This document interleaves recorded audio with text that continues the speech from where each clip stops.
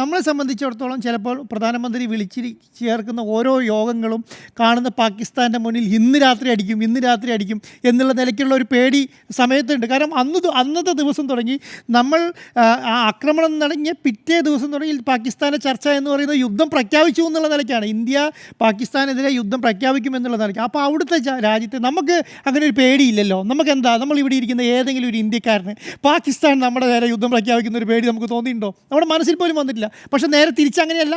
പാകിസ്ഥാനിലെ ജനങ്ങളെ സംബന്ധിച്ചിടത്തോളം ഇന്ത്യ തിരിച്ചടിച്ചാൽ ഞങ്ങൾക്ക് താങ്ങാൻ കഴിയില്ല എന്നുള്ളത് അവർക്കല്ല. അപ്പോൾ അതുകൊണ്ട് എന്താണ്, അവിടുത്തെ പ്രധാനപ്പെട്ട ആൾക്കാരുടെ ഭാര്യയും മക്കളെ എല്ലാ രാജ്യത്തു നിന്ന് പുറത്തേക്ക് വിടുകയാണ്. അവിടുത്തെ നാഷണൽ മാധ്യമങ്ങൾ പറയുന്നത് എന്താണെന്ന് പറഞ്ഞാൽ പ്രധാനപ്പെട്ട ഫ്ലൈറ്റുകൾ മുഴുവൻ മറ്റു രാജ്യങ്ങളിലേക്ക് പോകുന്നത്, പ്രത്യേകിച്ച് ഗൾഫ് രാജ്യങ്ങളിലേക്കൊക്കെ പോകുന്നത് ഇവരുടെ കുടുംബത്തെയും കൊണ്ടാണ്. കാരണം അവർ പ്രധാനപ്പെട്ടവരെല്ലാവരും ഈ തിരിച്ചടി പ്രതീക്ഷിക്കുന്നുണ്ട് എന്നുള്ളതാണ്. അതുകൊണ്ടാണ് അവർ ആണവായുധത്തിൻ്റെ കാര്യമൊക്കെ പറയുന്നത്. അവരുടെ മുന്നിൽ ആകെ നമ്മൾ പേടിപ്പിക്കാൻ പറ്റിയ സാധനം ആണവായുധമാണ്. അതിനെക്കുറിച്ച് എപ്പോഴും പറഞ്ഞുകൊണ്ടിരിക്കുന്ന കാര്യം അതാണ്. അപ്പം ഒരിക്കലും ഇന്ത്യ യുദ്ധം പ്രഖ്യാപിക്കും എന്നുള്ളത് ഞാൻ വിചാരിക്കുന്നില്ല. പക്ഷേ എന്താണ്, ഈ പ്രാവശ്യത്തെ തിരിച്ചടി എന്ന് പറയുന്നത് ശക്തമായ തിരിച്ചടിയായിരിക്കും. അത് ലോകരാജ്യങ്ങൾക്ക് കൂടെ മനസ്സിലാകുന്ന രീതിയിലായിരിക്കും തിരിച്ചടിക്കുക എന്നുള്ളതാണ്. അത് അമേരിക്കയ്ക്ക് പിന്നീട് മനസ്സിലാകുന്നുണ്ട്.